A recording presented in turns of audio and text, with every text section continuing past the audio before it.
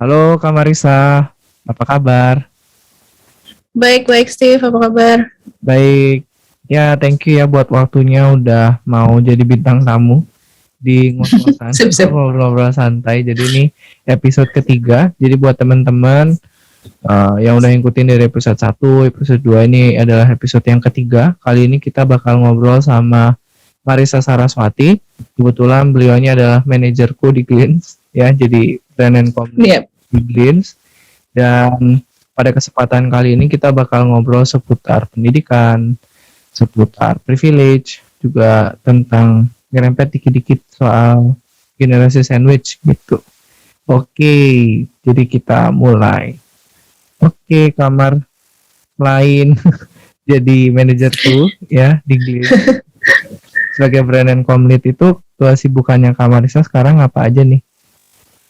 Iya, jadi selain di Glass, aku sekarang sibukannya ada ini sih, jadi chairwoman-nya Anotasi. Anotasi itu sebuah organisasi pendidikan, fokusnya tuh sebenarnya ke anak muda dan untuk membuka akses ilmu sosial gitu ke anak muda. Selain itu aku lagi ada mau project nulis buku juga sih, sebenarnya doain aja lah beneran kejadian. Gitu. Bukunya. Yap, thank you. Bukunya nih tentang apa, Kak Marisa? Belum bisa kasih bocoran, tapi kayaknya seputar ilmu sosial juga lah ya pastinya. Nice, Gitu sih. Ya. Nah, seperti yang Kak Marisa udah sampein barusan kan, kayak anotasi tentang ilmu sosial. Terus buku yang Kak Marisa tulis juga akan berkaitan dengan ilmu sosial. Mungkin mau share gitu ke teman-teman, kenapa ilmu sosial, the why-nya gitu.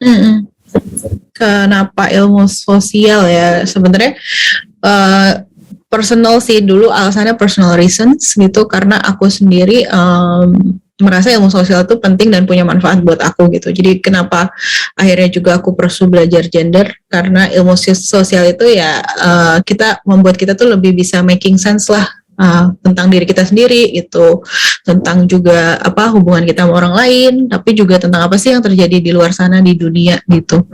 Hal-hal yang mungkin kita sehari-hari mikirnya nggak ada hubungannya, misalnya ya pemilihan presiden di Amerika gitu, apa sih hubungannya sama gue kan di Jakarta jauh, tapi sebenarnya kalau kita telusuri tuh selalu ada hubungannya gitu, karena itu ada hubungannya sama politik dunia, politik global gitu, yang akhirnya juga mempengaruhi sama misalnya hubungan dengan Indonesia dan kebijakan-kebijakan di Indonesia juga gitu. Itu sih kalau dulu sih ya, karena itu ya aku merasain dengan belajar gender yang adalah bagian dari ilmu sosial juga, aku bisa lebih punya cara pandang yang berbeda lah, mungkin yang lebih kritis di seputar isu gender gitu. Iya. Nah, sebenarnya ilmu sosial ini seluas apa sih, Kamar? Kayak apa aja cakupannya gitu, karena menurutku ya, ini opini pribadi, kayaknya di Indonesia yang namanya ilmu sosial belum sebegitu paham juga orang-orang umum gitu apa sebenarnya. Yeah. Kalau ilmu sosial yang di Indonesia kayaknya paling gampang ini ya IPS ya. Dulu kan kalau kita SMA tuh ada IPA, ada IPS. Tapi ya ilmu sosial yang aku refer barusan tuh sebenarnya lebih luas dari IPS lah. Kalau IPS kan kita kayak belajar apa sih, ekonomi, sejarah, apalagi ya udah lupa juga, udah banyak banget. Tapi kalau di ilmu sosial yang aku maksud tuh sebenarnya lebih ke social science, humanities and arts, ekonomi dan sejarah salah satunya. Tapi ilmu humaniora seperti politik, sastra, kesusastraan gitu ya, kebudayaan, filsafat itu juga sebenarnya termasuk di dalamnya. Ada juga antropologi, sosiologi, banyak sih, lumayan luas gitu. Tapi biasanya kita lihat ilmu sosial ini selalu seperti biner gitu, atau oposisi terhadap yang dulu anak IPA, anak IPS gitu. Kalau anak IPA fokusnya lebih banyak di natural science gitu, tapi anak IPS ini lebih banyak di sosial, ngeliatin apa sih hubungan manusia dengan manusia, hubungan manusia di masyarakat, kayak gitu sih. Cuma ilmu sosial yang dibawa di anotasi sebenarnya fokusnya buat itu, ya lebih buat kemampuan berpikir kritis, gimana kita bisa mengasah kemampuan berpikir kritis gitu. Kalau kita baca berita, ada framework atau cara pikir di ilmu sosial yang memang diajarin untuk ngelihat sesuatu tuh lebih kritis gitu. Apakah ini berita ini hoax ataukah emang beneran ini faktanya, atau sebenarnya ada angle lain yang tersembunyi yang kita belum bisa lihat gitu. Dan ilmu sosial tuh ngebantu kita ngasih lensa yang berbeda itu dari angle-angle yang keilmuan yang tadi aku sebutin, yang mulai dari antropologi bisa dilihat dari kacamata gender atau dari mana, tapi kita membuat kita jadinya lebih kritis menghadapi sebuah isu kayak gitu sih. I see. Ya, jadi luas ya, nggak cuman kayak yang kita pelajarin di sekolah gitu kan. Kalau Benar. saya sebutin tadi, kalau kita sekolah SMP, SMA pasti belajarnya kayak ekonomi, terus sejarah, terus sosiologi, terus ada juga tentang geografi somehow. Padahal sebenarnya Oh iya benar, geografi. sebenarnya lebih ke Lupa. Ya. Cuman ya itu tadi, in a sense bahwa ilmu sosial ini in a nutshell lebih mengajak kita supaya bisa berpikir kritis, lihat segala sesuatu dari berbagai sudut, dari berbagai Betul. sudut pandang gitu Pak, perspektif. Ya, ini kan sebenarnya ranahnya bisa larinya, kalau skop lebih besarnya pendidikan ya, Pak Marisa. Ya. Apakah memang dari awal, I'm not sure, apakah dari Kak Marisa lebih muda dari sekarang, maksudnya sekarang kan muda juga. Maksudnya kayak apakah dari SMA gitu misalnya udah memang aspirasinya ingin berkiprah di dunia pendidikan gitu? Oke. Sebenarnya enggak sih. Aku juga nggak merasa sekarang passionku bisa, kalau I don't know lah ya, depends on the definition. Tapi aku nggak merasa passionku juga pendidikan gitu. Tapi emang jadi banyak concernnya ke sana. Kenapa? Karena dari dulu mungkin sedikit cerita tentang karirku juga kali ya. Aku mulainya kan sebagai jurnalis, dulu kerja di majalah perempuan tertua di Indonesia gitu. Terus sempat kerja di media bisnis juga. Jadi di situ aku sebenarnya sebagai jurnalis banyak belajar soal riset lah, atau ngulik angle nih gitu, dan ngumpulin informasi. Sebenarnya di situ juga udah mulai belajar tentang critical thinking, walaupun di sastra Inggris dulu aku S1-nya sastra Inggris tuh kita memang diajarin banget lah soal itu gitu. Tapi nggak pernah kayak oh ya gue tuh mau do something di pendidikan gitu. Sebenarnya nggak sampai segitunya banget. Cuma aku dari dulu memang menganggap pendidikan tuh penting. Aku dari dulu memang suka belajar gitu. Mungkin kalau teman-teman yang lain ada yang misalnya ngapain sih sekolah gitu, gue malah sebenarnya senang banget ada di sekolah. Kalau bisa sekolah terus dan dibayar untuk sekolah, pengen banget sih seumur hidup kayak gitu. Ya soalnya menurutku pendidikan penting banget sih ya. Soalnya aku percaya pendidikan tuh punya power untuk bikin perubahan gitu di masyarakat, dan kayak perubahan bisa datang dari pendidikan lah gitu. Soalnya kadang-kadang isunya tuh isu-isu sosial tuh banyak kan justru karena ketidaktahuan, atau justru karena orang hanya tahu secuilnya aja. Tadi yang Steve bilang seputar angle-nya mungkin cuma jadi satu angle aja gitu. Sementara kan kita nggak bisa lihat sebuah masalah dari satu angle aja juga kan, harus selalu holistik kayak gitu. Gitu sih. Nah ada satu filsuf pemikir gitu yang aku selalu suka gitu, dan aku selalu suka baca pemikirannya, namanya Paulo Freire. Dia filsuf dari Brasil. Dia tuh salah satu bukunya yang menarik adalah Pedagogy of the Oppressed gitu. Gimana dia ngomongin seputar gimana pendidikan itu sebenarnya mestinya liberating gitu, atau membebaskan kan. Dia mengkritik banyak lah soal tahun berapa ya? Aku rasa kayak tahun 60-an, which is untuk tahun 60-an itu sudah breakthrough banget. Dia kayak ngekritik model pendidikan yang banking istilahnya. Kalau Steve ke bank kan nyetor duit. Nah, kata dia dulu mengkritik kayak sistem pendidikan dulu tuh pada tahun itu seperti bank. Jadi kayak lu nyetor ke sebuah kas yang kosong gitu. Jadi dianggapnya guru dan murid tuh hubungannya semacam kayak transfer informasi gitu. Padahal harusnya pendidikan itu sebuah experience yang enlightening, yang mencerahkan gitu, dan harusnya bukan sistem guru tuh pemilik ilmu segalanya, tahu segalanya dan cuma bisa ditransfer ke dalam sebuah pengetahuannya akan ditransfer ke dalam sebuah mungkin tong yang masih kosong gitu.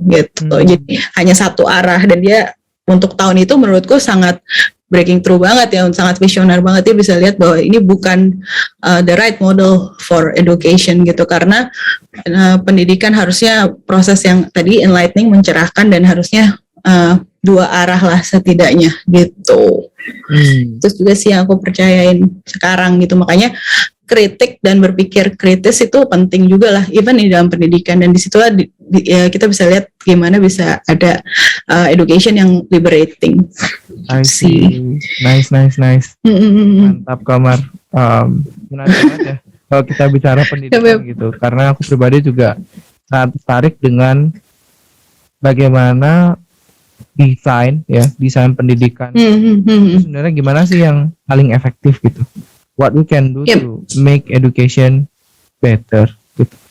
Sebelum kita bicara tentang pendidikan lebih jauh, mungkin pengen tahu nih gitu, karena kan yang nonton mungkin belum tahu kayak jalanan pendidikannya Kak Marissa seperti apa gitu. Bersedia nggak Kak Marissa buat ceritain kayak overview-nya dulu di mana, kayak SMA di mana, kuliah di mana gitu. Oke, aku dari SD sampai SMA aku di sekolah Katolik, dulu di Santa Ursula. Yang menarik adalah sekolahku cukup nanti privilege ya, bisa dibilang cukup punya banyak pilihan gitu. Kalau dulu mungkin di sebagian besar sekolah cuma punya IPS atau IPA. Kamu kalau nggak masuk IPS ya masuk IPA gitu. Tapi di sekolahku ada jurusan yang namanya bahasa. Jadi aku ambil penjuruan itu gitu, penjurusan bahasa waktu itu. Kelasnya kecil banget. Cuma aku 10-12 orang. Banyak yang orang cuma bilang kelas bahasa itu kelas buangan. Intinya kalau lu nggak bisa masuk IPA, lu nggak bisa masuk IPS, lu masuk bahasa. Tapi aku masuk bahasa by choice karena aku memang tahu interestku di sana gitu.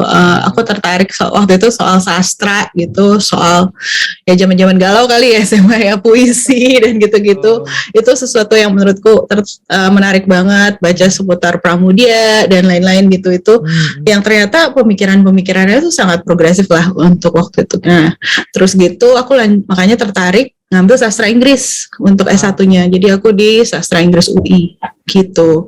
Karena aku hear a lot of good things lah di sastra Inggris UI, karena nggak cuma belajar bahasa tapi budaya, tapi juga actually belajar seputar filsafat juga gitu. Habis itu sempat kerja Steve sebagai jurnalis yang tadi aku cerita, karena pengen langsung S2 sebenarnya waktu itu. Cuma kan S2 nggak murah, as we know juga, dan aku sayangnya belum punya privilege untuk dibiayai orang tua, jadi masih ngumpulin uang juga gitu. Akhirnya kebetulan dapat beasiswa setelah 8 tahun kerja, dapat beasiswa di Fulbright. Fulbright itu beasiswa dari pemerintah Amerika Serikat kayak gitu. Nice. Ya, jadi aku memutuskan untuk ambil beasiswanya, terus aku kuliah di San Francisco State University, ambil jurusannya Women and Gender Studies gitu. Kurang lebih gitu sih pendidikan. Itu pendidikan formalnya ya. Tapi kalau informalnya banyak lah ya pasti. Mulai dari baca buku, dialog sama orang, terus argumen-argumen, debat-debat itu juga kan sebenarnya pendidikan ya, secara kita nggak langsung gitu. Gitu sih kurang lebih. Wow, keren Kamar. Terutama yang soal beasiswa dari Amerika itu ya, itu ceritain nggak Kamar kayak prosesnya gimana, kayak gimana sih dapetin beasiswa dari luar negeri? Apakah Kamar bisa ditawarkan atau Kamar bisa kayak apply gitu? Karena ada beberapa orang yang penasaran pas googling, mereka bukannya dapat jawaban, justru tambah bingung kayak tentang prosedurnya, tentang how to do it gitu. Waktu aku apply karena waktu di saat yang sama lagi ada kebosanan lah di kerjaan, karena udah kerja lebih dari 5 tahun. Aku merasa kayak aku butuh refreshment nih, tapi belum tahu juga apakah pindah ke perusahaan baru. Terus kebetulan aku lihat ada teman yang baru dapat Fulbright juga gitu. Terus aku coba cari tahu apa sih itu Fulbright dan lain-lain gitu. Ternyata jaringannya di seluruh dunia itu besar banget. Dia 1 tahun tuh bisa ada sekitar 6.000 di seluruh dunia, yang kita sebut namanya Fulbright. Penerima beasiswa dari seluruh dunia. Jadi makanya begitu aku nyampe, itu tuh dikumpulin sama ada teman dari any countries that you can mention lah, semuanya, misalnya dari Brasil ada, dari mana ada gitu. Jadi memang pemerintah Amerika itu otomatis ngasih duit untuk istilahnya cultural exchange program, makanya mereka bikin namanya Fulbright program gitu. Aku apply, waktu itu mungkin belum sebanyak sekarang ya informasi seputar gimana sih cara dapetin beasiswa gitu. Kalau sekarang kayaknya banyak orang yang udah nulis blog, bikin komunitas gitu. Jadi aku cari-cari tahu, aku nanya-nanya temenku yang pernah dapet juga gitu, dan aku apply gitu. Kebetulan dapet, lolosnya pertama lolos administrasi lah istilahnya, karena kita harus bikin esai untuk mulai aplikasinya, esai 1 halaman tentang kenapa mau belajar apa, kenapa lo mau belajar itu, dan gimana ilmu itu bisa nantinya bikin impact di masyarakat juga gitu sih kurang lebihnya. Jadi waktu di angkatannya Kak Marisa, aku bicara angkatan ya, itu yang dari Indonesia lolos berapa orang, Kak Mar? Yang apply seingatku ada 9 ribuan, yang lolos total yang berangkat kayaknya 50 atau 60-an gitu, aku kurang ingat jumlah tepatnya sih gitu. Nice. So you are one of the luckiest one dari Indonesia juga. Yep, luckily gitu. Itu kan biasanya ada gut feeling kan, Kak Mar, kayak oh ya, aku kayaknya yakin nih lolos gitu. Atau itu gimana? Kak Mar kayak merasa when you submit kan kadang kita kayak can saw it coming kan. Kalau submit ini tuh seberapa confident waktu itu? Sebenarnya nggak confident karena sebelum apply Fulbright aku sempat apply beberapa beasiswa lain, honestly, yang sebenarnya aku naksir banget, salah satunya ada ke Australia dan ke Eropa gitu, ada Erasmus sama Australian Development Scholarship kalau nggak salah namanya, ADS gitu. ADS aku bahkan sudah apply 2 tahun berturut-turut tapi nggak pernah dapet gitu, makanya kayak Fulbright nih ya udahlah, untung-untungan aja gitu kasarnya. Tapi ternyata dapat, dan kalau reflect back sebenarnya aku rasa mungkin turning point-nya adalah esainya ya. Esainya udah lebih matang karena udah beberapa kali gagal juga kan. Jadi aku sebenarnya udah lebih ke shape lah, udah tahu apa yang aku mau kayak gitu.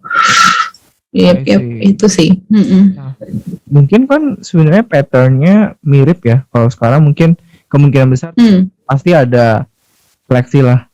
Entah itu menulis esai atau gimana. Tapi kuncinya apa sih, Kak Mar? Kayak pasti Kak Mar merefleksikan dari sebelumnya yang pernah belum lolos gitu, terus kayak part ini nih yang menjadi kunci gitu. Apanya sih yang harus di-emphasize banget? Apakah strukturnya sangat jelas atau kayak gaya bahasanya atau gimana? Menurutku konten ya. Jadi tapi ada 2 hal lah. Yang pertama connecting the dots untuk ngebuat sebuah story-nya tentang siapa ya, pasti tentang lo lah ya, tentang yang apply kan, tentang Marisa. Marisa tuh misinya apa gitu, gimana pengalaman Marisa di masa lalu sebagai jurnalis. Waktu itu aku jurnalis majalah remaja perempuan gitu. Itu aku punya banyak keingintahuan seputar isu gender. Kenapa di Indonesia isu gender tuh biasanya orang-orang baru aware setelah dia menikah gitu misalnya. Nah, kenapa ya kita nggak tahu isu gender lebih awal misalnya di SMP dan di SMA kayak gitu. Pertanyaan-pertanyaan itu seputar kerjaan yang aku dapat dari kerjaanku gitu, aku connect dengan keinginanku untuk belajar lebih seputar gender gitu. Jadi menurutku pertama ya building that story gitu kali ya. Kalau sekarang kita mungkin kenalnya personal branding. Kalau di istilah-istilah kalau mau cari kerjaan gitu, personal brandingnya mesti kuat dengan connecting the dots antara your past, your present itu apa yang kamu mau pelajari, kenapa jurusan itu dan kenapa universitas itu misalnya, dan your future. Setelah balik tuh gue bakal ngapain gitu sebenarnya. Oh, gue bakal pakai ilmunya untuk ini dan itu. Kayak gitu sih. Itu satu menurutku. Kedua, is actually the confidence yang bakal terlihat banget di dalam esainya gitu. Karena kalau kita sendiri aja nggak yakin kita maunya apa, gimana orang yang interviewer atau yang mau ngasih duit lah, istilahnya mau ngasih beasiswanya bisa yakin. Kayak gitu sih. Menurutku sih 2 itulah ya yang paling utama. Itu gitu. Kunci utamanya. Soal gimana cara kita ngebawa cerita tentang diri kita, terus confident levelnya kita sendiri bahwa that's what I want gitu, lebih ke arah keinginan. Betul. Istilahnya. Dan biasanya yang kedua lebih susah ya menurutku. Kayak tadi pas Steve nanya seberapa yakin sebenarnya nggak yakin, tapi kan we need to fake it until we make it gitu. Jadi walaupun nggak yakin setidaknya di tulisan kelihatan yakin lah I gitu. see. Kalau dari segi bahasanya itu berarti kayak orang essay kan ada beberapa style cara nulis juga kan sebenarnya. Ya, ya. Apakah itu benar-benar kayak scientific paper atau Enggak sih, lebih populer esai bahwa saya begini, pengalaman saya begini, saya pengen melakukan ini gitu. Jadi semua point of view-nya juga pakainya gitu, pakai saya. I see. Nah, Gitu. kalau misalkan kita bicara yang udah kita bicarain tadi ya, soal pendidikannya Kak Marisa, apakah Kak Marisa merasa bahwa semua yang Kak Marisa dapetin bahkan sampai lolos namanya scholarship itu adalah bagian dari privilege dari kehidupannya Kak Marisa? Ya, aku rasa bisa aku bilang yes, sebagian besar pasti karena aku punya privilege. Walaupun misalnya keluargaku bukan keluarga berada gitu, kami pas-pasan aja, selalu ada gitu ketika dibutuhkan. Tapi aku cukup beruntung, bapak ibuku adalah orang tua yang put forward pendidikan gitu. Makanya selalu masuk ke sekolah yang bagus. Santa Ursula, sekolahku dari SD sampai SMA sebenarnya adalah salah satu sekolah favorit di Jakarta gitu. Terus karena itu aku punya akses ke pendidikan yang bagus, terus berhasil masuk UI. Tapi juga itu karena tadi ya gitu, mungkin karena aku punya di SMA cukup bagus dan sekolahnya sangat disiplin untuk beneran fokus ke akademik gitu kan. Nah, karena bisa masuk UI tentu dan masuk sastra Inggris, punya privilege bisa bahasa Inggris. Ini semua privilege yang kadang-kadang kita nggak sadar ya, kalau bisa bahasa Inggris tuh, apalagi anak sekarang ya mungkin merasanya ya cuma biasa aja kali lu bisa bahasa Inggris itu. Tapi sebenarnya nggak, it's actually a privilege gitu. Karena kalau lu bisa bahasa Inggris berarti lu bisa mengakses materi-materi berbahasa Inggris kan gitu. Padahal nggak semua orang punya pemahaman bahasa Inggris yang cukup baik lah, sebaik aku dan kamu misalnya kayak gitu. Dan karena punya privilege itu semua, dan aku kebetulan tinggal di Jakarta, di mana misalnya sesimpel apa ya, kalau beasiswa itu, persiapan beasiswa kan salah satunya ini ya Steve, apa TOEFL test.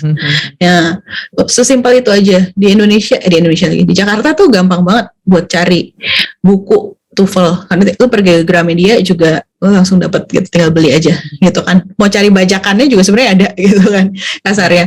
Terus kalau mau ada preparation TOEFL test juga bisa gitu. Tapi kalau teman-teman di daerah aja misalnya kita omongin gitu ya, aku pernah dengar cerita juga karena satu angkatan ada teman-teman yang tinggal dari Kalimantan, ada yang di Sumba gitu. Untuk tes TOEFL aja mereka tuh butuh traveling dulu, butuh jalan 3 jam dulu, ya kan. Nah itu kan akses dan privilege yang kadang-kadang kita sendiri nggak terlalu sadar gitu. Sementara aku waktu itu tes TOEFL cuma seberang kantorku, cuma 15 menit dan aku udah di sana gitu. The fact tadi aku di Jakarta bisa akses TOEFL dengan mudah supaya aku bisa masuk dan apply beasiswa gitu ya, bisa bahasa Inggris, punya akses ke pendidikan dan sekolah yang bagus, kebetulan bisa masuk UI, ya itu semua pasti privilege gitu, dan itu a head start mungkin dibandingin teman-teman yang tidak berada di posisi yang sama kayak gitu sih, dan itu aku sadar banget makanya gitu. Ya, privilege ini kan sudah sepertinya ya, menurutku sepertinya adalah common word gitu. Wah, mulai banyak orang, wah itu kan privilege, ini kan privilege, itu kan privilege. Yeah. Yang menjadi pertanyaan adalah apakah semua orang sudah paham sebenarnya privilege itu apa?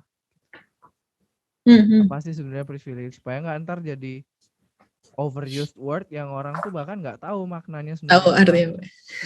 Iya. Jadi mungkin dari Kamar bisa ngasih kayak simple meaningnya nggak sih? Privilege itu sebenarnya apa? Gitu. Privilege itu kayaknya menurutku definisiku adalah sebenarnya keuntungan atau mungkin hak yang istimewa kali ya, yang kita dapat atau seseorang dapat karena dia punya identitas tertentu gitu. Identitasnya yang paling sering orang bilang mungkin kalau wah lu mah privilege gitu karena mungkin lu kaya gitu atau lu punya banyak duit gitu. Itu kan berarti kelas sosialnya kan.